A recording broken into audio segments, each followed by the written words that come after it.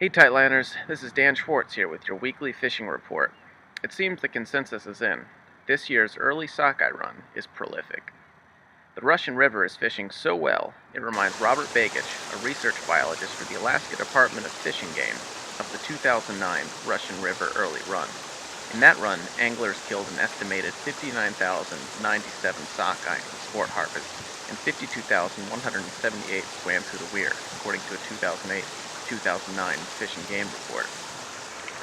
That's a total of 111,818 sockeye in that year's early run. The 2010 early run saw only 27,074 according to the report.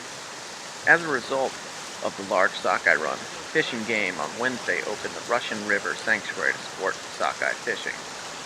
Daily bag limit still remains at 3 sockeye per angler, though Fish and Game may increase it if the run continues as strong. Now, anglers are easily reaching this year's bag limit, said Scott Miller, co-owner and manager of Trustworthy Hardware and Fishing. Anglers regularly reaching their quotas is a sign of the run's strength, he said.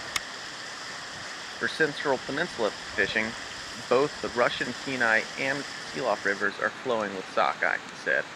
If anglers want to catch a quick limit and don't mind a crowd, go to the Russian River. But if they're looking for solitude, the upper Kenai River, above the Soldotna Bridge, is where they want to be. For southern peninsula king fishing, options are slimmer. King sport fishing, catch and release included, is banned on the Anchor and the Nilchik River, and Deep Creek, Starsky Creek through July 15th.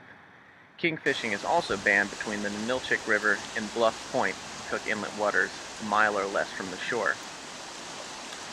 It's a pretty short report for the southern peninsula, said Grant Anderson, owner of Flybox Tackle Shop in Anchor Point. There is no fishing. Fish and Game also recently issued 2 more emergency orders. One order closes king fishing on the Kenai and Moose Rivers as of today.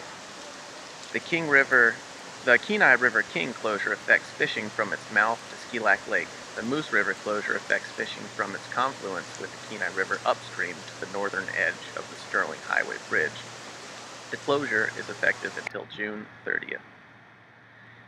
The other order bans bait and multiple hooks on the Kasilof River from its mouth upstream to the Sterling Highway Bridge as of today also. Anglers can only use a single unbaited hook with an artificial lure. The order is effective until June 30th. Despite this year's dismal king run, many other fishing options exist, Miller said. Peninsula-wide lake and pond fishing is successful.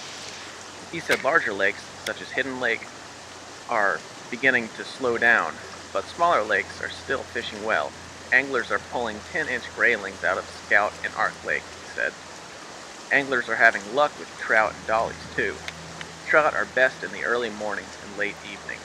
Dollies are good at low tide in Cunningham Park, off of Beaver Loop Road in Kenai. There's always good fishing, Miller said. It just depends on what anglers are after. As always, Fish and Game reminds anglers to check the regulations for the waters they are fishing.